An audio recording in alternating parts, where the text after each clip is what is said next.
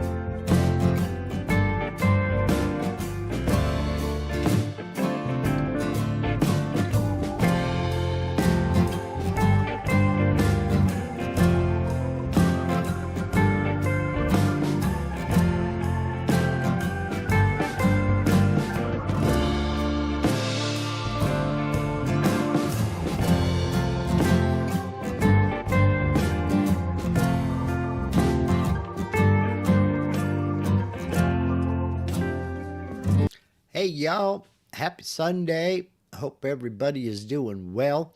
Hope y'all in the areas affected are beating the heat somehow.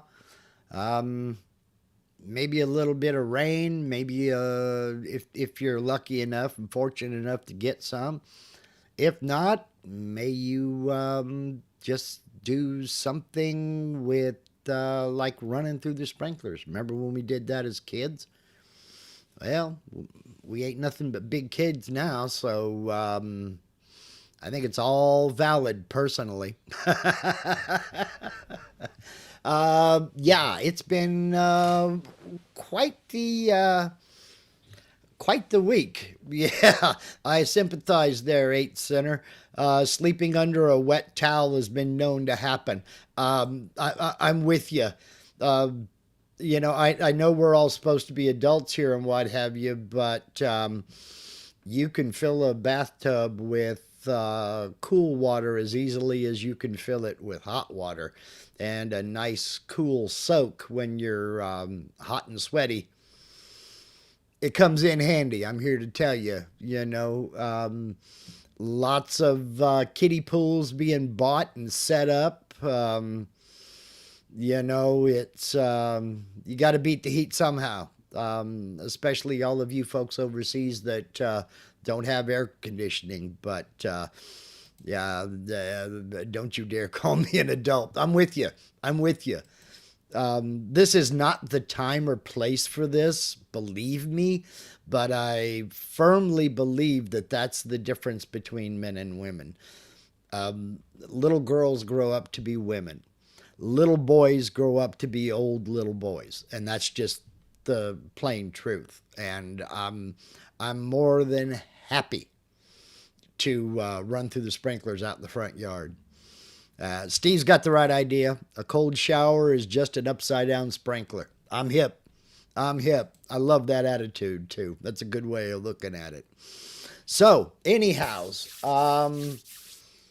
let's. I got distracted here. I gotta say something because this has been coming for a while now. I want to say congrats to Butch Miller, definitely a good guy. On the new baby granddaughter, this has been a long time coming. Butch is a channel member, and he did a presentation on marquetry. It's been a couple of months back, and he was kind of almost but not quite on call. They were alert for the granddaughter to be born. And evidently, granddaughter was a little bit more stubborn than any of us realized because Butch is now in Texas. Congrats, Butch. I don't know if it's your first, second, third, fifth grandchild. It doesn't matter. Granddaughters are some of the best. I mean, it's just... it does something to an old guy. And yeah. Anyhow, congratulations, Butch. And hope mama and baby are doing well. And everything goes their way. Ah, man. See now what you done? You melted an old fat old man's heart. Anyway, let's kind of get into... the topics for today. I really don't have one. I have one I've been keeping in my back pocket. It's a little bit controversial. Maybe we'll get into it. Maybe we won't. Just going to depend on you. It's an open Q&A, so throw your questions in the chat, and then I'll do my best to find you an answer. Just so long as you realize that and recognize that I don't know is a legitimate answer. I don't know everything. I don't claim to. I'm not a CNC expert. I don't claim to be. But I do know what works for me. And if I can help you avoid the mistakes I've made, all the better, So, let's get into... we did have a question here right from the get-go from RB Woodwork. And he asks, is there adjustment in the freehand tracing to get the cursor to be inside the circle while tracing? It seems to trail outside. Then when I stop, it goes more. And the rest of the question did not come in. The short answer to that is, I don't know. So here's what we're going to do. We're going to jump into Aspire. I'm doing Aspire today.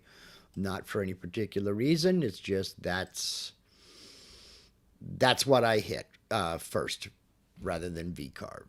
So we'll go up here to the freehand tracing tool, and it's this icon right here under Create Vectors. And what you have is a way to trace and draw freehand. You don't necessarily have to be tracing. You can just draw freehand. Now we do have some adjustments. You can adjust the smoothness of your line, and I haven't touched any of this. They're both in the middle, and we click and we see how big that cursor is. Now when I start moving, also notice that the cursor tends to trail behind where I'm drawing. Or excuse me, the cursor is ahead of where I'm drawing, but that circle is actually where the drawing is taking place. Now I'll release my left mouse button, and that's the vector I've drawn. And now let's look at the smoothness. We'll come over here and we'll adjust that up. And we click, that circle is the same diameter, but that line that I'm drawing smooths itself out after I'm done. I don't know if you saw it snap after I completed the drawing, and it kind of snapped in and smoothed itself out. Let's bring that all the way up and see what it does here. And we'll try to draw the same. I'm kind of doing an S because that involves a lot of curves here. And we let go and it smooths it right out. Now, as far as that following along and tracing, if it wants to creep outwards, there's a little bit we can do. We can come over here to stabilize, bring that up. Now I'm going to try to go just to the inside of this one here. And I don't know how well I'm going to do. You see how my cursor is kind of going to the left and to the right. And in fact, that circle kind of got larger, I think. Let's bring the smoothness down just a little bit. Take that back to the center. Bring that stabilize up. And let's kind of draw here. And release. And it did smooth that out. It took out the jerkiness of my hand movements. And again, I'm using a mouse. I'm not using a tablet or anything like that. But it did take the jerkiness out of that curve. Let me come out of here. We'll select all, Control A, and I'll delete them all. Go back into the freehand drawing tool, and let's see what it does if I reduce that stabilize down to the end. Now we see that circle's a lot smaller. It's not stabilizing the inconsistencies of my hand at all. Well, it did a little bit. Bring that up just a tad, and we'll and we see that's what's determining the size of the circle. See that there? You can adjust your stabilize to bring down the size of that circle. And you can adjust both of these and get something a little bit smoother. So, I will close this a little bit. Control Z, Z, Z to get rid of both of those there. Now we can also end the vector at cursor. And what this means is, you'll notice when we're drawing how the drawing the actual physical drawing is way behind that plus cursor. It's within the circle. But if I bring my cursor down here and place it on my XY0, that's where that line is going to end. It's not going to end behind that circle. I know this is hard to see, but you see where my cursor is now, and you see where the end of that line is. That line is not ending on my cursor. So if you want the vector to end where the cursor is, you need to check that box. And then when your cursor ends, that's where the line ends. So I hope that helps a little bit, but I do need to ask there, RB, close, if that is, oops, no, Control Z, there we go. I do need to ask if that is the best way to go if you're trying to trace a circle. I find that using, especially when tracing circles, an arc is the much better way to go. Even if it's a series of arcs, okay? You can draw a small arc here. Now I've created 2 points. Now I can adjust my arc to match the radius I'm trying to trace. Then come here and start at the end of this one, then move downwards and come out this direction a little bit and try to match whatever it is I'm trying to trace. A lot of what we're doing here is using the various tools in a different way. And this works even if the circle you're trying to trace isn't 100% accurate. But that brings about another situation, especially when you're talking about creating a circle, and that is coming in and I don't have a bitmap that I'm trying to trace, but draw a real circle, close it, then tap the letter N to go into node editing, and now you can start adding nodes. You can insert a point, and I'm just guessing here. Insert a point. Then we're going to insert another point here. Then you can come up to this line, and you see that little tilde that appears under my cursor. I can right-click that, and we notice that that has changed to a Bezier curve because it's grayed out. It's not an arc. Okay? I'm going to click off to deselect, come back, go in here to this span, right-click. It is an arc. I can change that to a Bezier curve. Now, if I need to, I can adjust this to match the curve of the cursor that I'm actually trying to trace. And maybe it goes this way a little bit.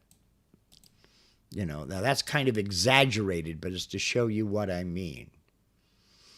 And again, we're getting into those essential skills. Tracing and node editing are going to be essential to the majority of the work you're going to be doing if you're trying to copy a design. Say you have a bitmap image that you found online, or somebody brought you something that you're trying to copy. And however you decided to get that vector drawing or that bitmap to trace, however you got that is irrelevant. But getting it in there and tracing that design, there's always going to be some hands-on, either hand tracing or figuring out how you can take predetermined shapes, polygons, circles, rectangles, what have you, and change them, edit them to match the shape that you're trying to copy. I mean, you can take a circle and you can use it along with node editing and change that shape to a heart or a grape leaf or whatever it is you're trying to copy. Then again, that's also the time to get into that freehand drawing tool. And remember, this is all subjective. 99% of the projects you're going to do don't require that much precision. And that leads me to another topic that I've kind of had in my back pocket. Let's jump back into Aspire for a second here. And that is, I did a video a few years back, and that is 5 things I would love beginning CNCers to stop doing. And one of them, I think it was number 4, was don't forget the big picture. It is real easy for us to get in here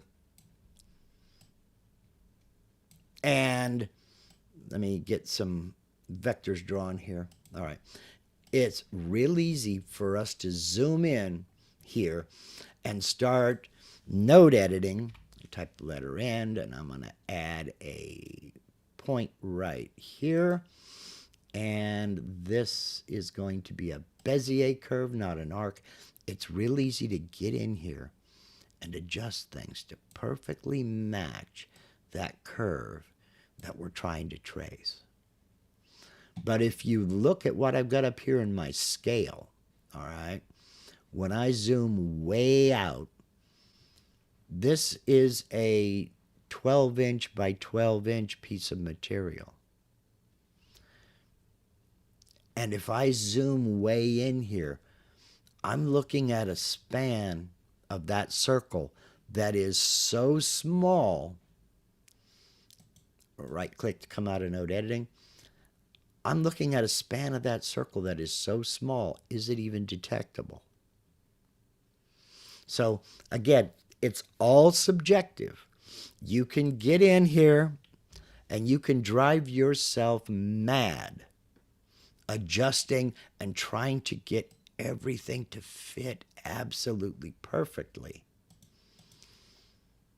Then at the end of the day, when you look at the entire project, was that accuracy really necessary? Can you really objectively see that I got in and adjusted those things?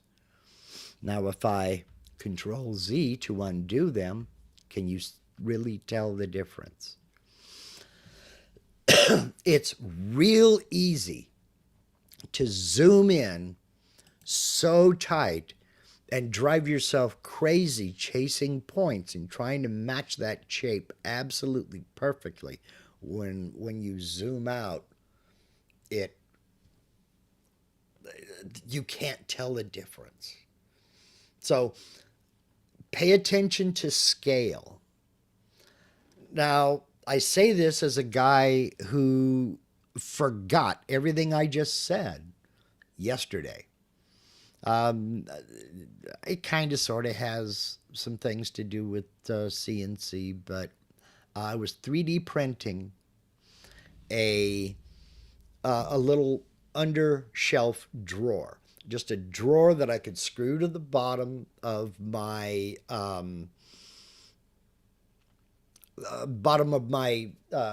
desk to hold pens and my tape measure and a few other things that are rattled around on the top of my desk that just need to, find a home.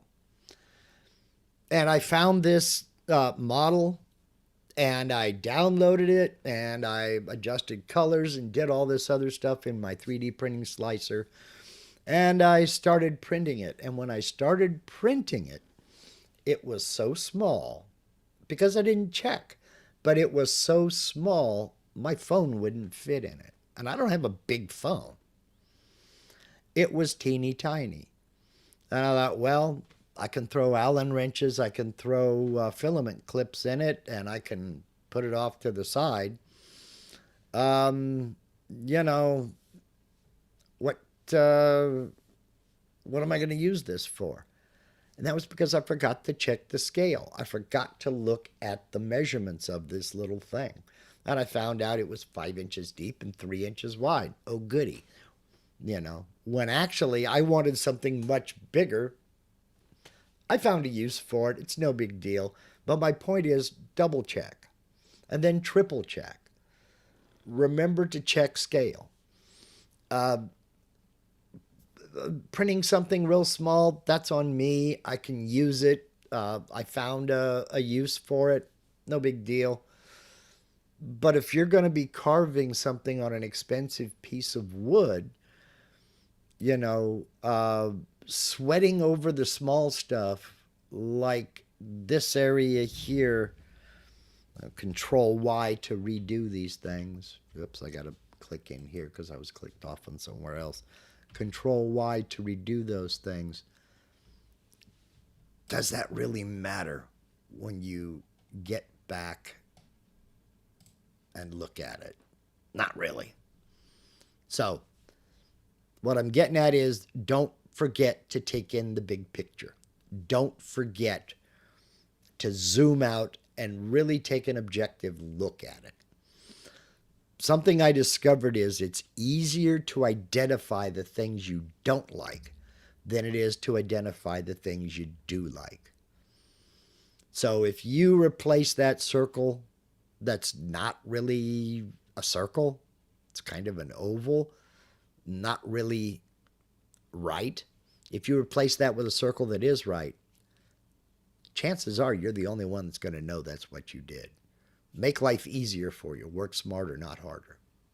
So I'll get off of that soapbox. And once again, Steve is right there with a link to that video. And what I'll do is I'll put a link to that video in a pinned comment at the top of the comment section as soon as we're finished live here.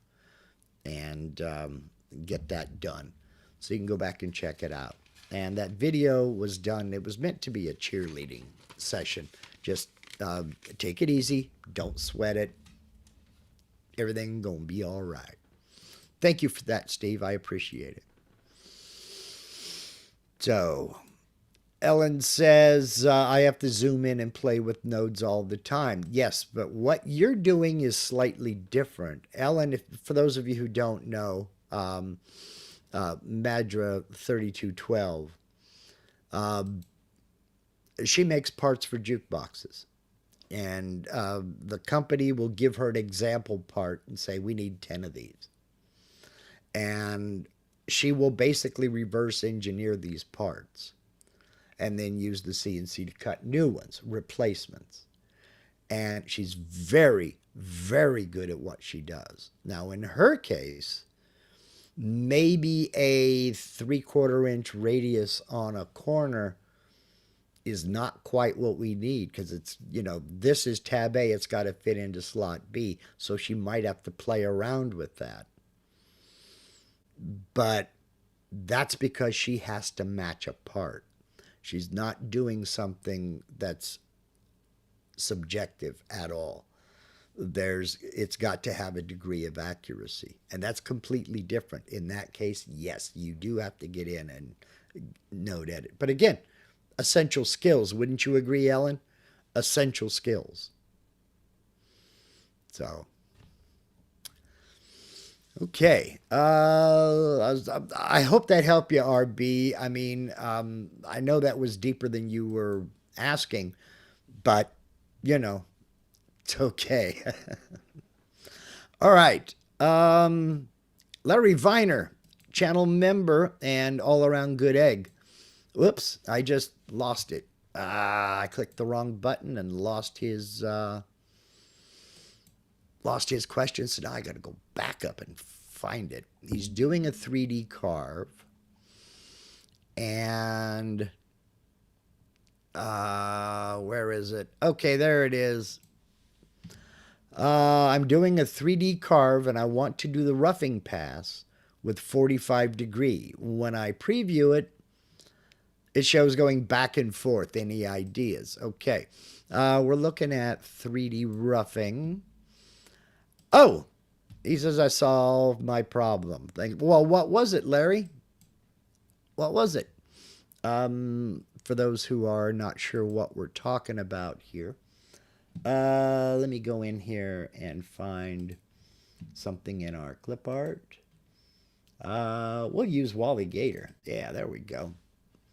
And we'll get out of here. And we'll give Wally a little bit of love there. I'm going to select all these vectors and get rid of them. We're talking about a 3D roughing toolpath. Now, when we're going to be doing especially 3D carving, but we should be doing this with everything, come up here and check our material setup. And we need to look at, make sure our thickness is correct, make sure our XY datum is correct. I say all the time that I set my XY datum in the center for layout purposes. Okay? This is what I mean. I use that to lay it out. I come over here into material setup, and this is when I change my XY datum to the bottom left, because that's where I set my XY 0 on the CNC router. So this is when I make that change. Okay, we're looking at a model thickness of not quite 0.6 inches. That's fine. When I do a 3D carve, I like to put a gap above the model at 0.01. That's a thin skin above the model. Because if I don't put that gap, it's going to start carving, and it'll carve okay. But up here where you see the lighter colors, where it's going to carve shallow, it may or may not carve at all. I may end up with a flat spot up here where his knee is, where it's supposed to carve real shallow. So by putting that 0.010 of an inch, and for my metric friends, that is about 1/4 of a millimeter, 0.254 millimeters. All right, so it's not much at all. By putting that there, that thin skin, that means that it's going to have to carve this deep to even start reaching where this model is. And it really, really helps clean up any flat spots on the model. That's further than we wanted to go with this question, but that's quite all right. Everything else, I'm going to leave it alone. Click OK, and now I'm going to go into my roughing toolpath. Now, what Larry is talking about, and I've got a 1/4 inch upcut, roughing end mill selected. I'm going to use the material boundary for this demonstration here. And what Larry is talking about is he's talking about using a 3D raster roughing strategy and setting a raster angle of 45 degrees, which means when this previews the 3D roughing toolpath, the bit is going to move at a 45-degree angle, like so. Well, Larry wasn't getting that. So, turns out what had happened was his 45-degree angle turned out to be a 0.45-degree angle, which ain't much. So, we're going to change this to 0.45, and we'll calculate that toolpath, and we will see that it doesn't look like much of an angle at all until you get in and look right up here at the top and you follow where that toolpath is going, and we see it. That ends right there. That tells me this is not straight. You can look at the next pass down below it and see it moves up towards that top corner. I wouldn't have caught that, Larry. I would not have caught that. And so you start previewing, and let's draw the tool here. Oops. Let's reset the preview. And let's try that again now that I've got the draw tool selected. And we see that tool looks like it's just going left to right. Yeah, That would drive me up a tree too, Larry. Go back into the toolpath. Now let's change that to 45 degrees. Whoops, 45 degrees, not 0.45. Calculate it. And now it's obvious which direction it's going to go. Decimal points can sometimes be killers. Drive you nuts chasing stuff. Because, I mean, let's face it, 0.45 of a degree, not even half of a degree. Wow. Wow. You can drive yourself nuts with this stuff. I'm telling you. These things are supposed to make life so much easier.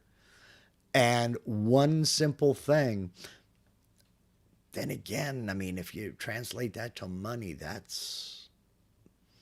could really kick you in the butt. You got to watch those decimal points. Okay. I drove myself crazy looking at this. Finally, it just popped into my head. Yeah, got to check your work. I follow a luthier online over in the UK. His name is Ben Crow, and he runs a tidy little workspace called Crimson Custom Guitars. And he has a saying that I absolutely love, and I've drawn it up, I just haven't carved it yet. That saying is double check, triple check, measure, measure, cut. The only thing I would add to that is sometimes let another set of eyes look at something. And let's see, Barry says, I've learned to add a 0 before all decimals just for this effect. Yeah. I mean, that would probably save a lot of trouble. A lot of trouble. I mean, you know, and it's such a simple thing. It really is. Okay. Barry Lane says, I have an exciting inlay toolpath using a tapered ball nose bit.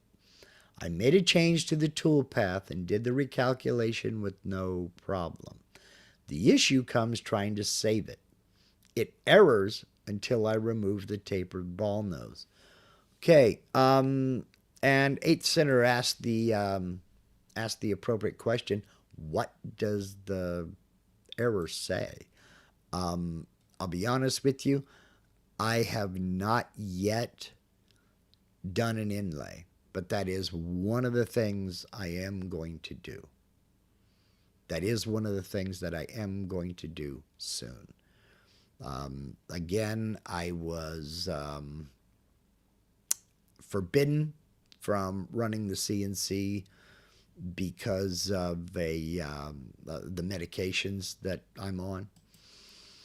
And I'm wondering, Barry, were you working with the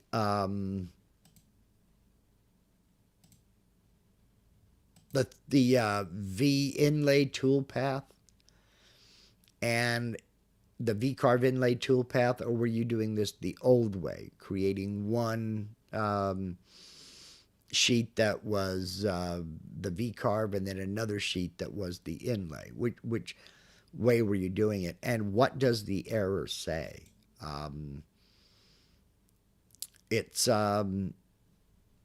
It's difficult to diagnose anything without knowing those questions. So, and again, remember, I have not done an inlay yet. I've designed a couple and sent those designs to other people, and they've carved them. I did a collaboration with Vectric, and where I designed a compass rose inlay and sent it to Todd, and he actually carved it. I was in the process of building my shop and moving everything out of the old shop into the new one, and I didn't have a working CNC at the time. We did a collaboration video. I will find that video. It's tricky to find. It's on Vectric's channel, but it's not in the place where you would think it was. So I will find that. I'm writing a note. Um,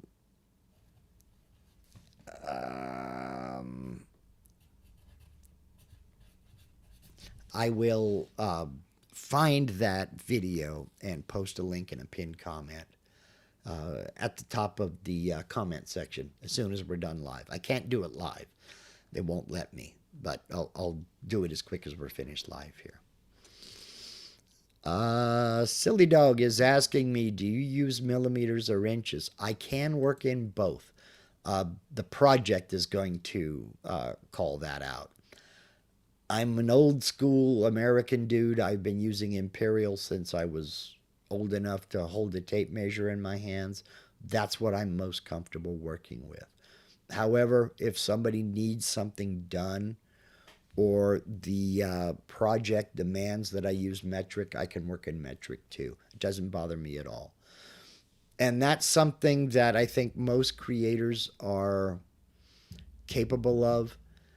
The only time you really start getting in trouble is when you try to convert from one to the other. You know, 6 millimeters is not 1/4 of an inch. By the same token, 1/4 of an inch is not 6 millimeters. So if you need a hole that's 5.5 millimeters in diameter, then you've got to make a hole that's 5.5 millimeters in diameter and stop trying to convert. Just switch over to the system, use those measurements, and when you're done, go back to what makes you feel most comfortable. You know, it's and I get that from working on cars, basically. You know, if I need a 10 millimeter, I need a 10 millimeter. 3/8 and 7/16 aren't going to cut it. They might in an emergency, maybe, but don't try to convert. If it calls for 12 millimeter, grab a 12 millimeter wrench. And by the same token, it's the same with CNC. If it demands a 13.5 millimeter hole, create a 13.5 millimeter hole. So I can work in both of them. So Ellen says, because of laser and 3D printer, I'm using imperial and millimeters. Conventions are crazy. 25.4 is your friend. Well, it's time for me to do a little bit of a reveal here. Let me drag this over. And what I do, one of the things that I do when I'm first starting the live stream, every Sunday I do this. I go into Google and I say 2 inches in millimeters. And it has a built-in calculator. So now I can come in and, for instance, I was looking up just a minute ago, what is 0.01 inches in millimeters? And it tells me. I don't have to say or do anything. It just tells me. I don't have to do, you know, I don't like using math if I can avoid it. So if I need something that's 13.5 millimeters, I highlight it. 13.5 millimeters. Okay, I know that that's 0.531. But I don't need to do that. And I definitely don't need this resolution. I said 0.531, that's good enough. But, Ellen, this is a simple Google search. That's all this is. It's on dark mode because if I use the standard white light mode, I get glare on my glasses and it's distracting to people watching. So I switch over to dark mode here in the tools. But this is just a Google Chrome page. And what I do is I just put in 2 inches in millimeter. And there it is. But I can come along and I can change this to whatever, you know, 13.75 inches is 349.25 millimeters.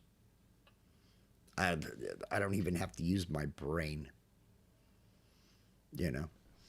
So, yeah, I am totally supported by cheats. I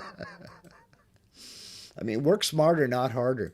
Again, you can drive yourself nuts with this, but I do it every Sunday. you know. Your PC has a pretty comprehensive calculator set, dozens of conversions, type, temp, map. Yes, absolutely. At the end of the day, that's what a computer is. That's all a computer is it's an overpriced calculator. It does math. That's its job. It just does it in code. That's all. Let's see here. Can you show how to use the calculator in Vectric? Yeah, sure. I can do that. That's an easy demonstration. Jump back over here. I'm going to jump back over to the Design tab. Jump into the 2D view, and I was talking about drawing a circle. Now, somebody tells me that I need a 13.5 millimeter circle. Well, I'm working in Imperial. So what I'm going to do is I'm going to come down here. I'm going to set this for, I want my center point to be on my X0 and Y0. I want to draw it right in the, nope, I changed. Let me close this. I forgot that I changed when I went into material setup. I want to go back to the center. Okay. And this is why I do this for layout purposes. Now we'll come in here. We'll create a vector. I want it to go on my X0, Y0, so I have that circle in the center. And I want 13.5 millimeters. So I go 13.5, then asterisk, which is Shift 8. Then the letter I. That's telling the software to take that 13.5, and that asterisk I is telling it, okay, that 13.5 is a metric number. Then the asterisk I is saying change that to imperial.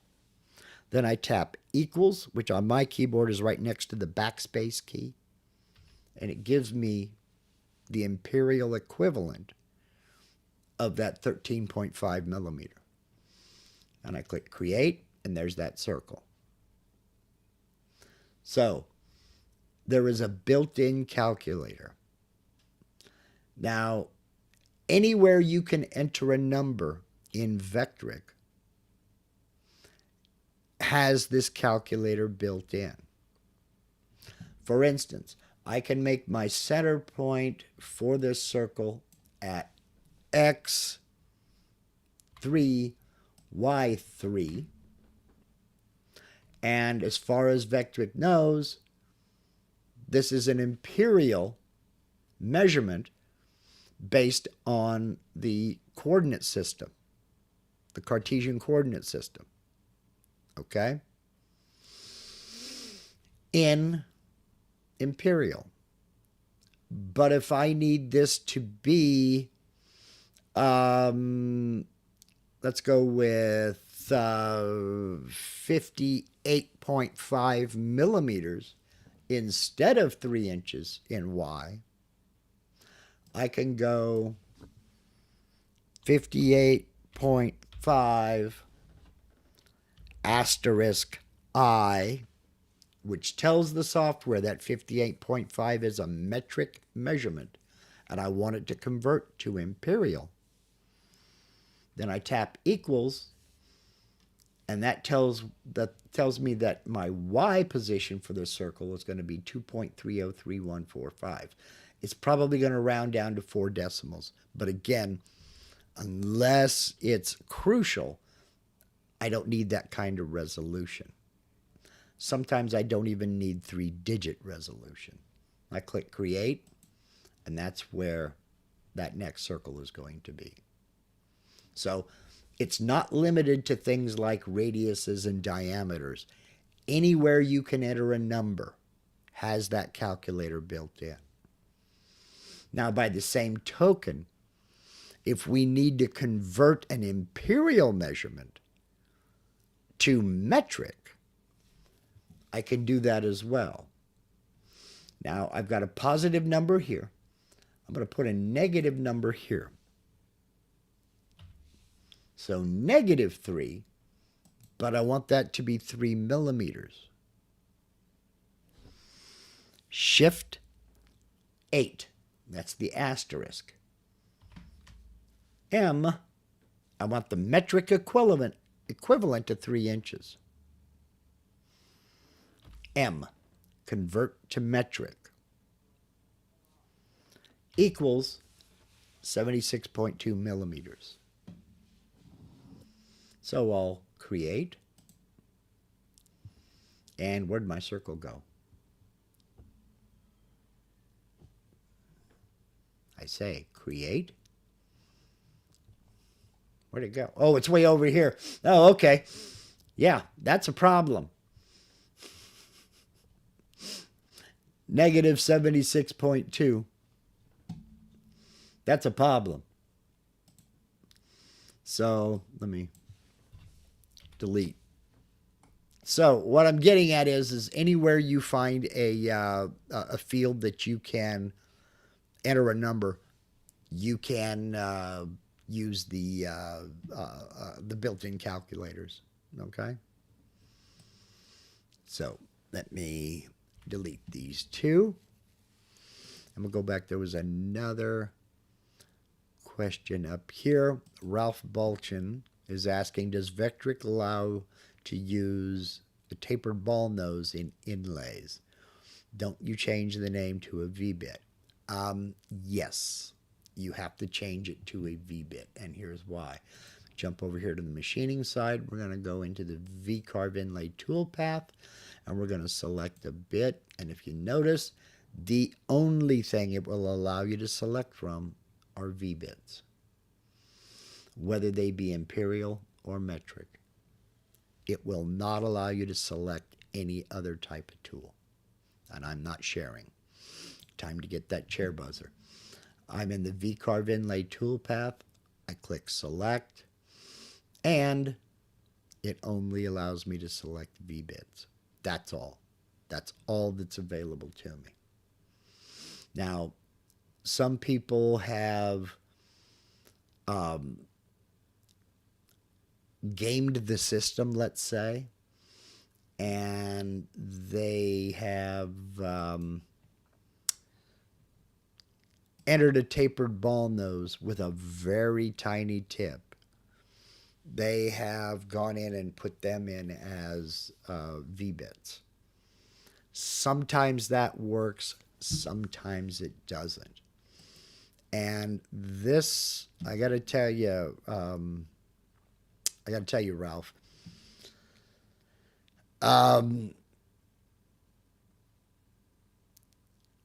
Vectric is well aware of that issue. And I made so much noise about it. The head of Vectric actually contacted me in a private message on the beta testing forum and basically told me to knock it off. They have their reasons for not including those bits. I don't agree with those reasons, but that's just me. You can do V inlays with a tapered ball nose bit. If you follow Bro and Wood, you know that that's the case because that's exactly what he uses. He uses tapered ball nose bits with real tiny points. We're talking 0.5 millimeter diameter tip. And in fact, I believe he's going to be a presenter at the UGM in the user group meeting in Nashville. I could be wrong, however, but I think he is. And he's going to talk about that. Now, Vectric in the V-Inlay toolpath, V-Carve Inlay toolpath does not support that. And up to this point right now, they won't support that. I don't know if that's going to be a thing in version 13. I really don't know what's coming in version 13. We're not even beta testing it yet. If you're going to the user group meeting, I don't think version 13 will be out before the user group meeting. I really don't. It's possible it'll be in beta testing by then, but nothing. So they're not even telling the beta testers what's in version 13. I know that they're going to be doing a presentation on things that are coming in version 13 at the user group meeting, but they've done that before. They have shown things that they have finalized and shown screen grabs of what they're including. But it's not written in stone yet. It's not out. It's not released because again, it's the middle of July and we're not even beta testing yet. So it's not going to be released by October. I can say that because that just doesn't give us enough time to beta test it. See, Silly Dog is asking, why did it go way over there and not on the sheet? Because I have my job set up. Let me go back in here. And he's talking about that circle. Let me close this and go back over to the design side. And we'll go Control Z, Z, C. Is it? Hello. And Control Z. I will look. Yeah, it's way over there. Why did it go way over here when I did that conversion in the draw circle over here at minus 76.2? That is because I have my job set up in inches. And even though I did the conversion, cancel, go back into the circle. Even though I did the conversion to give me millimeters, because I have it set for inches, it read that number as 76.2 inches. So it created that circle 76.2 inches away in the negative from the XY0. That's why it did that. So, let's see here.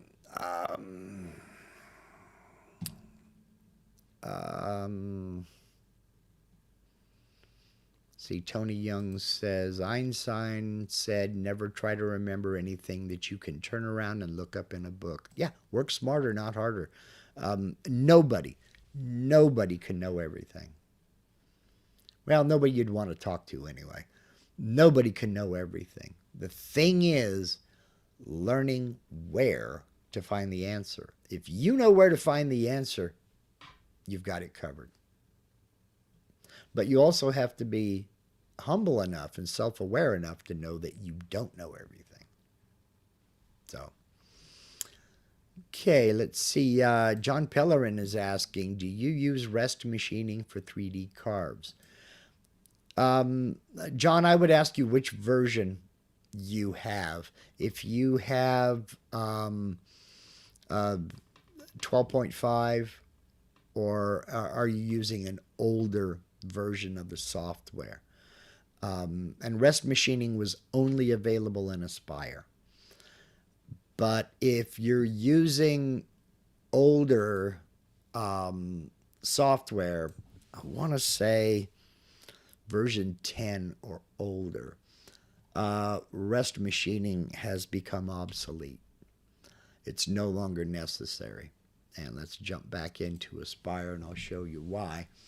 We'll jump over here and let's just dive into a 3D finishing toolpath.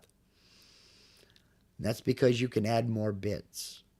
In older versions, you're in VCarve Pro. Okay, this is identical in VCarve Pro. In older versions, you could only add one bit here. So you had to use rest machining. And for those of you who don't know, rest is a not quite an anagram, or not an anagram, what am I looking for? An acronym. It's not quite an acronym, but it's close. It's a contraction of the words remaining stock. And what that means is that when you carve away most of the model with a larger bit, you had to create a second tool path. And there were steps you had to go through. You had to take an image capture of the preview and then do a bitmap trace and all that other good stuff. You come in here and you grab another bit. Let's say I've got an 1/8 inch tapered ball nose.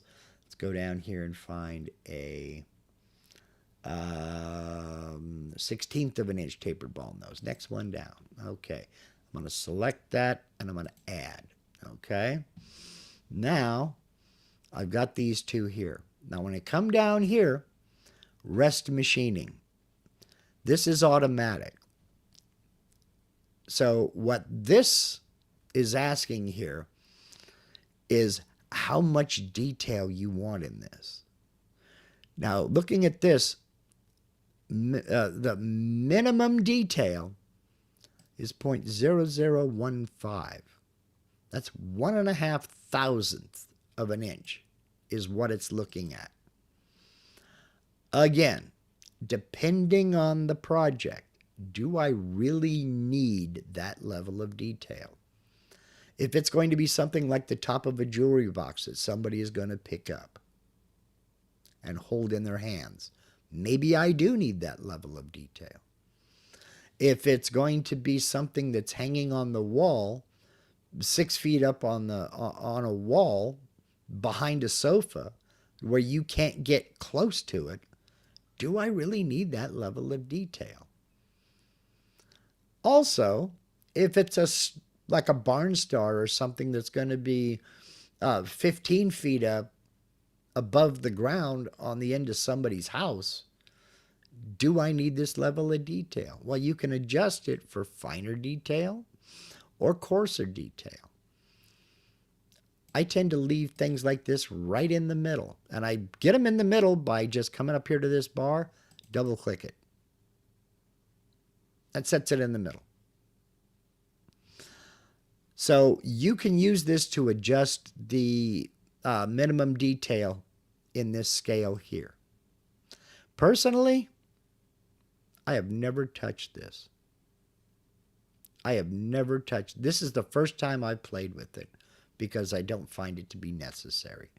What's going to decide the level of detail you're going to get is the diameter of the bits you used. Basically put, that 1/16 of an inch tapered ball nose is the smallest bit on my list. If it can't physically fit down into a detail, adjusting this is not going to force it to. I find that this, I have never needed to use this. I just leave it in the center. And that's all there is to it. And I made a mistake. You don't double click on the slider itself. You double click on the hash marks. I got one here in the center. I've got one over here on the max side. Double click it. And that jumps over. I want it to go back to the middle. Double click on the hash mark. It comes back over to the center. I have never touched this. Simply using more than one bit is rest machining. This is just adjusting the minimum level of detail. But ultimately, at the end of the day, what's going to decide how much detail gets carved is the tip diameter of that bit right there. Because if that bit can't get down into the detail you want to carve, this is not going to force it at all. So, now, in the old Aspire, you had to calculate a tool path and you had to take a screen capture of that preview and then import it into the software and then do a bitmap trace and then create a second finishing tool path using that smaller bit because it would only allow you to use one bit. Well, that's basically now obsolete because you can use more than one bit in creating the tool path. The only thing to be concerned with when you're, and this is a caution, okay? This is a caution. The only thing to be concerned with is, let me get in here and select that because I didn't calculate a tool path using it. Where is it? Where are they? A tapered ball nose, 1/16 of an inch. Select it. When you set up your job over here job set up. You have your modeling resolution set. That's fine. 4 million points in this entire piece of material. Okay? I'll get out of that. This 1/16 of an inch tip will fit into more of the pixels that make up that bitmap. Okay? This one is going to fit into more of those pixels, which means it is bound to cut just a little bit deeper than this 1/8 inch bit, because it will fit into pixels that this bit won't fit into. So you might notice this cut just slightly deeper. That's where, close. That's where putting a, let me go back over here and bring Wally back up. That's Control Z to get rid of those circles. Bring Wally back up. Hello, Wally. And we'll drag that out and go back over to the Design tab. With Wally selected, I'm going to come down here and I'm going to draw a vector around Wally. Boom. This is one reason why it's important to draw these vectors around the 3D model you're going to carve. And sometimes, this is why previewing is necessary. Sometimes it's a good idea to offset that vector inwards just a little bit. So in this case, I'm going to offset it in by, see, my smallest bit is 1/16. I'm going to come in here and half of a 1/16 is a 32nd. I can't remember the measurement for 1/32 of an inch, the decimal equivalent, off the top of my head. So again, using the built-in calculators here, it's asking me how much of a distance.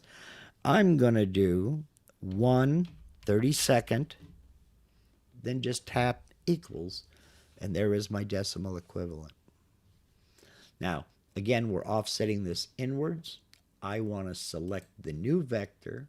I don't want to delete the original because I'm going to use that for my roughing. And I want to offset that inwards. Close. And now we can see the red vector in here is the vector that I'm going to use for that 1/16 of an inch V-bit. Okay? That's the vector boundary I'm going to use for that 1/16 of an inch V-bit. Now what that means is I'm going to have to create a separate toolpath for it. But that's all right. I can do that. If I don't, and you can see all these spaces, the white gaps there. If I don't, that 1/16 of an inch V-bit or taper ball nose is going to carve right up to that vector, and it's probably going to cut it deeper than everything else surrounding it out here where that 1/8 inch bit is. And that ridge is hard to sand out. So you might want to consider creating a separate toolpath for that smaller bit. Oh, okay, this is all good. Leave it be. You might want to consider making a separate toolpath for that smaller bit and use this vector as your boundary instead of this one. Just a little throwing it out there, okay? But preview early, preview often. I mean, it may not come to that. You might not need to go to this extreme. Just know that it's possible. Okay. Now, I see another question here somebody was asking. Silly Dog says, I'm new in CNC and have a Spire, and I have lost 2 files due to power failures. I live in Florida and it's storming a lot now. Is there a way to set up autosave like MS Word does. I bought Power Backup. Okay. I would suggest, and this is the same for just about any computer work, get yourself a UPC. That's battery backup. That way, when you notice, oh crap, the lights went out, you have time to save your file. A UPC is not going to allow you to continue designing or whatever, but it's going to give you enough time that you notice the power's gone out, you can save that file, then shut down your computer and be good to go. The short answer is no. We've had this argument as well, and I agree with their reasoning on this one. They decided that autosave would be detrimental to using the software. If you have it set to autosave every 10 minutes, I don't know if you've noticed when you save a file, it takes some time, especially if you're doing heavy 3D work. It takes some time to save that file. And while it's saving, you can't do anything else. That save cannot be interrupted. So it interrupts the workflow. They did play with it in development, and I don't remember which version it was. They told me about it. Well, they told all of us in the beta forum about this. And the developers hated it with a passion because everything stops while that's auto-saving. So they decided, no, we're not going to include it. And as far as I know, there are no plans to include it. They do know about it. They've decided, no, we're not going to do it. And it's simply because it interrupts the workflow. You just basically train yourself, save early, save often, and get you a UPC, which is a battery backup for your computer and monitor. We're all on we have UPCs on, well, I have a UPC on my computer. I got to get one for Linda. If the power goes out, we can't sit there and keep playing on it, but we have time to save our work, then shut it down. I sympathize, man. I know that feeling. I know that feeling. So, but yeah. Oh, here you go. 8 Center says egg timers are handy. Yeah, set yourself a timer. Everybody has a smartphone now, just about. You can set a timer on that phone. You can set a timer on the computer, and it will go off. If you have Alexa, Siri, or any of those, you can set a timer for 15 minutes, and it will go off, and you know, save. And yeah. Let's see here. I just try and remember to save and save off, and yeah, it's a great habit to get into. It's a great habit to get into. Yeah. So, okay.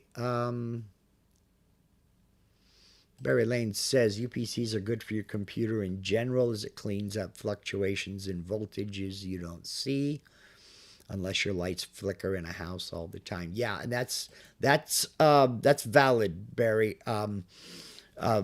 Folks in the know, the electronics folks, call it dirty power, in that it's not a smooth, constant voltage. There's spikes up and down.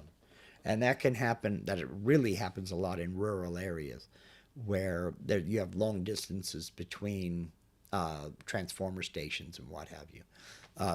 But a UPC will clean that up and smooth it out. And your computer will like you for it. Now, if you got a computer that's 3 years old and you've already replaced a power supply because it went bad, it's probably because of dirty power. So, okay. 8 Center says, here's one for you, Mark. How to set up a like inlay toolpath where 1/4 wires can be glued into a gap, but also the wood can still be glued surface to surface. Oh, that's simple. A simple pocket. Or use a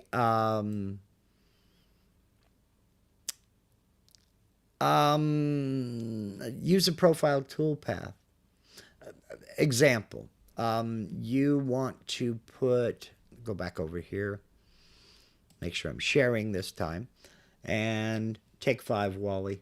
I'm going to move you and your vectors to another layer, and we'll put you on a new layer. I don't want it to be visible. I don't want it to be active. I'll just call it layer 2, and we'll see you in the funny papers. Okay. You've got a piece of material. I'm going to get my polyline tool, and you see the shape of my cursor, how it's smooth angles. It is currently set to draw a polyline, a curve. I'm going to change that by tapping the letter S, and you see how they're now sharp angles. That means it's going to be drawing straight lines. All right, I want to go from the outside edge here, and I want to trace along this route, and I'm going to come out again here. Then press on the space bar to accept that line. Now, you notice I went outside the material and outside the material over here. You need to remember to make that long enough to where it's got to be at least the diameter of the bit you're going to carve this with. If I'm going to cut this channel with a 1/4 inch end mill, I want this vector to come off of the material by at least 1/4 inch. 3/8 or 1/2 inch is even better. The reason for that is I want to clear the radius of that bit away from the edge of the material on both sides. Okay? So now we come over here and we're going to use a profile toolpath. And I want it to cut 1/4 inch deep. 0.25. Then I'm going to select my 1/4 inch end mill. 2 flute, select that. And now I want to machine on the vector. I want the center of that bit to be following that vector. And that's exactly what it's going to do. Okay? Don't need to do any tabs or separate last pass, none of that stuff. I'm going to come along here and calculate. And now, when I preview this toolpath, shaboom, we see I have a channel that runs here, up here, and out here. That's it. So you can lay your wire in here and use whatever adhesive, double-sided tape, or whatever you want to make it stick down, and then glue another piece on top of it, and you have your channel for your wire to go through. So there's that.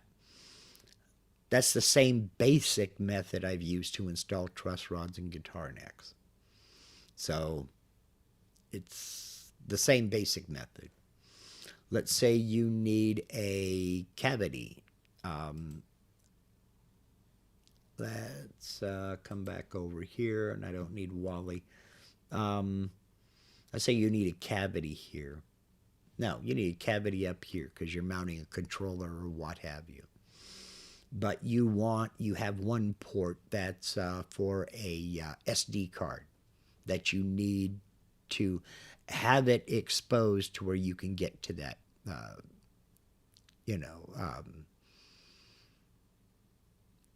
you get the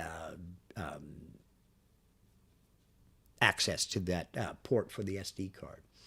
Well, come back over here to the design side, and I'll draw me a rectangle, and let's say the controller is 2.5 inches by 3 inches. So I need 2.5 inches wide in X and 3 inches tall in Y. I can draw that.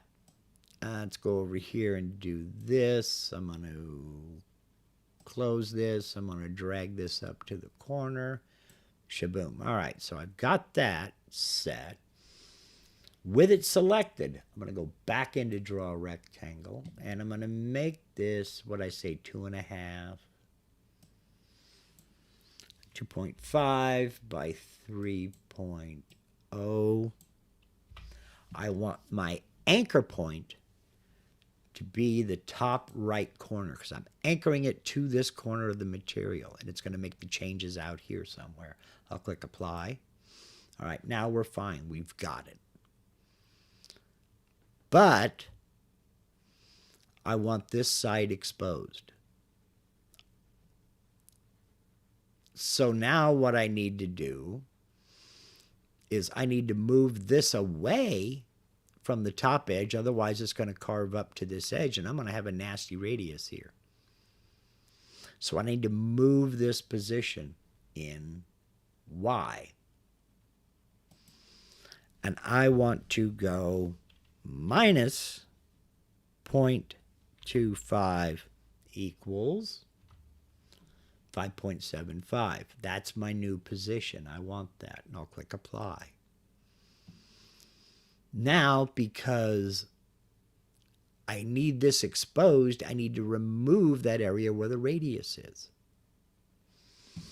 So I'm going to change my anchor point to this corner because I don't want this to move.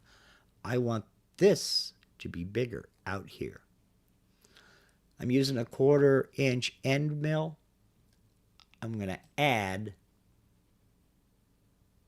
3/8 of an inch. So I've got an X 3.5. I'm going to, no, I want the width down here. I've got a X of 2.5. I'm going to add 3/8 of an inch.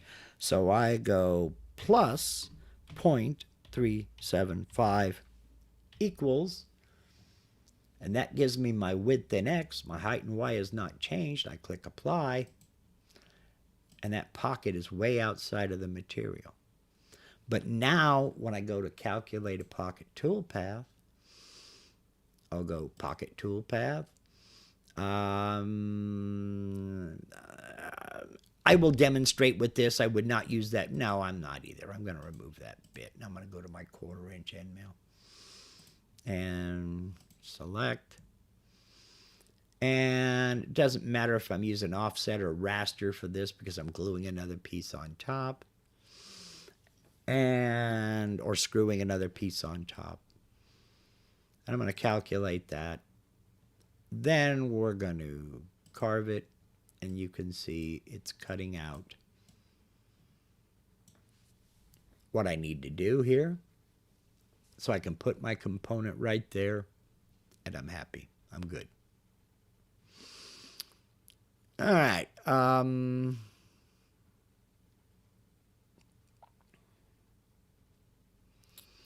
Let's see here. I was going for tapered edges, so the glue up is absolutely solid, but the glue gap thing, accuracy, is throwing me off. I suppose I could be overthinking it, though. Well, I don't know what the project is. You might be overthinking it.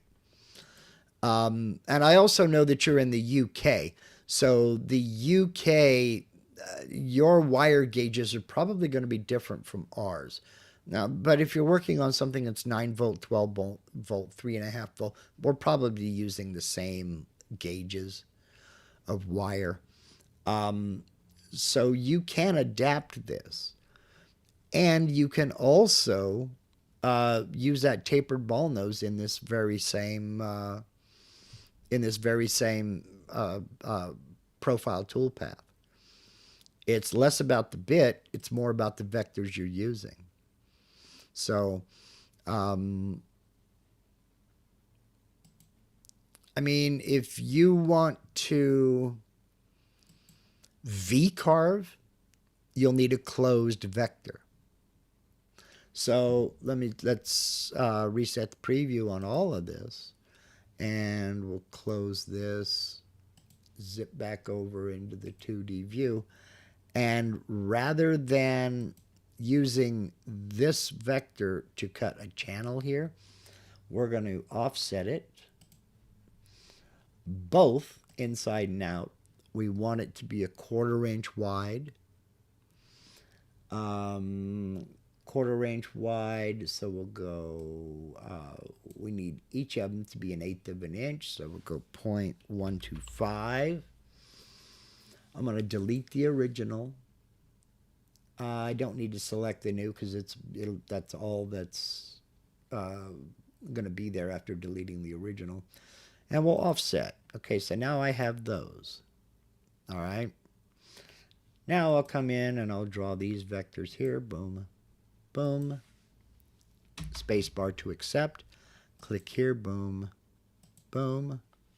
Spacebar to accept. Close that. Select them all. Let's join these vectors. I'll have one closed vector after joining. We'll join. Now, close. I can come over. And if you want to use that tapered ball nose, you can do a V-carve toolpath. And we're going to use a flat depth of 1/4 of an inch, meaning flat depth. This will not force a bit to cut to that depth. All it does is it limits it. It will not cut any deeper than the 1/4 inch. Okay? And we'll get rid of that. We're not going to use a clearance. Yeah, I will use a clearance tool. And I'm going to use let's go with an 1/8 inch tapered ball nose. Select that. But we'll see how it works. I'm going to select that vector. I'm not going to worry about a clearance. And we'll calculate. And zippity-doo-dah, there she goes. Let's preview that toolpath. And now you have a tapered. You can see the sides are tapered. The bottom is rounded. The sides are tapered very slightly. But if that's more of what you were looking for, then there you go. Can I go on the line on inside and outside end mill the flat between them and not worry about adjusting for diameters of the tips and all that? Yeah, you can. Yeah, I mean, you can, sure, try it. And that's what the preview is all about. If you're not sure about something, give it a shot. The least that can happen is it doesn't turn out the way you want it. Now you've got a couple of more options. You know? So it's all about manipulating the vectors to get the look that you're after. Because again, I'm not sure what you're doing. Now, I saw what you did for voltage, 250,000 volts-ish. I mean, you know, if you're making a cattle prod or rattlesnake prod, or if you're just hoping that the neighbor kids will quit playing their music so loud, I mean, you know, that's up to you.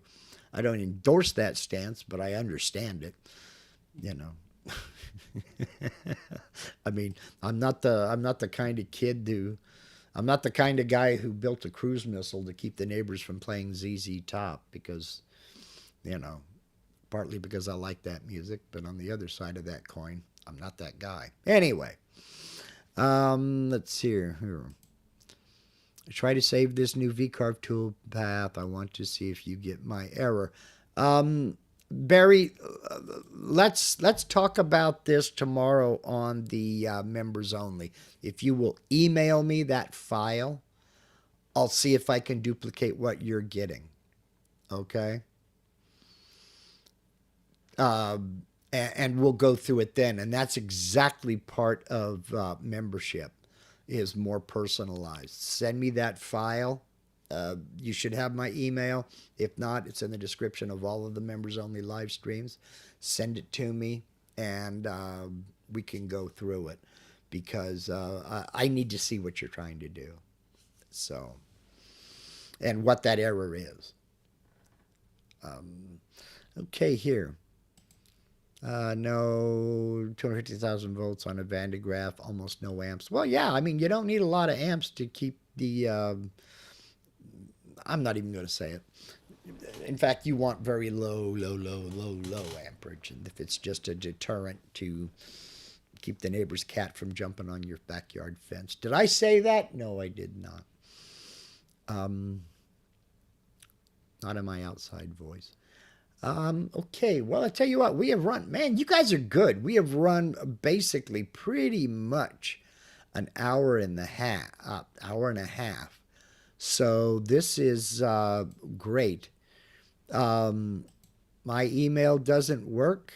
The one you have in the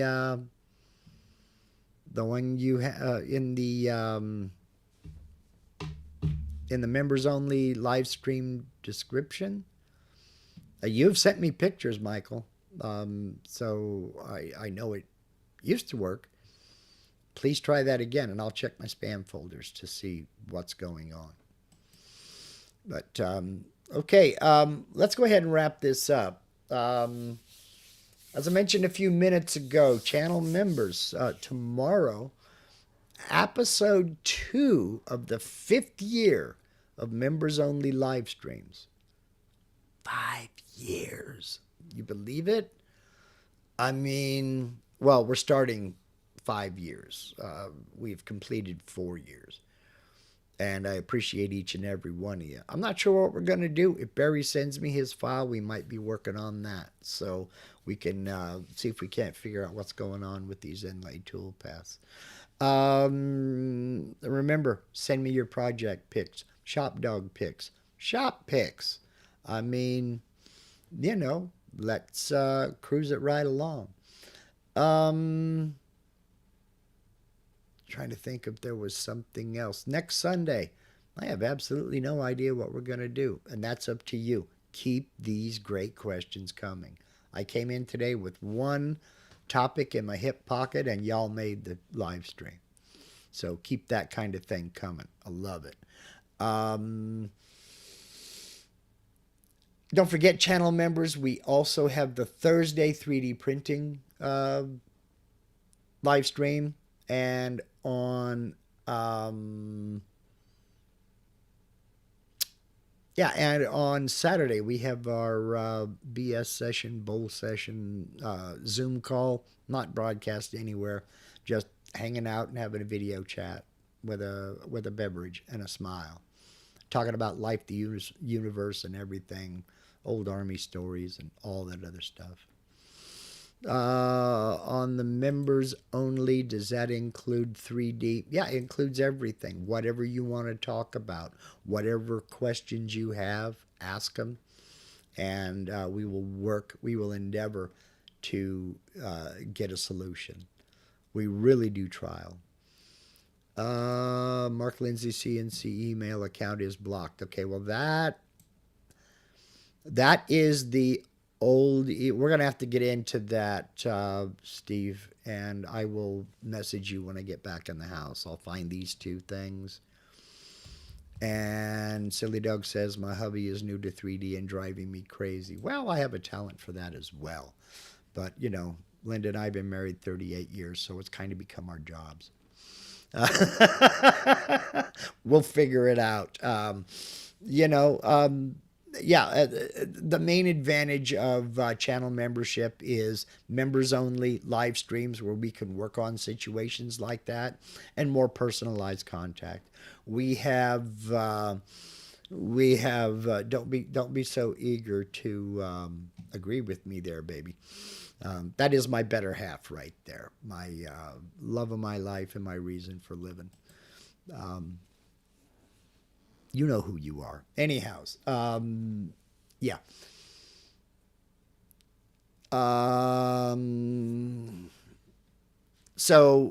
Yeah, we'll get into it. We can talk about it, Barry. We can try to figure it out. And Silly Dog, if the main questions is 3D, we could handle it. We've been doing a lot of 3D discussion. So yeah, it's something that we deal with a lot. We get into 3D creation. We get into preparation and modeling. Silly Dog, welcome aboard. It's an absolutely fantastic group of folks. We'd love to have you. If you look now at the go back to my YouTube channel, my main YouTube channel page, and look below the banner, you'll see either memberships or posts. One of those or the other. You'll find a link to tomorrow's members only live stream. If you have your email settings set up, you may get an email notification. However, I've already set up the live stream, so you may not get an email notification for tomorrow. But that's what a live stream is. Also, you will find in the description of the live stream my email address, my personal email address, and feel free to send me files that are driving you crazy, project pictures that are done, shop pictures, project pictures that are done or works in progress, shop pictures, shop dogs, shop cats, whatever you want to share, whatever you want to show off to folks. You can send those pics to me, and that's the first thing I do every Monday is I share the pictures that have come in, and we talk about it. So, also we have a WhatsApp group. WhatsApp is not social media. It is a encrypted end-to-end texting program where you can text questions, post pictures, ask questions, get answers, all of that stuff. It's a great bunch of people, 100% dedicated to helping one another succeed. There's not an ego amongst them, and there's no such thing as a stupid basic question.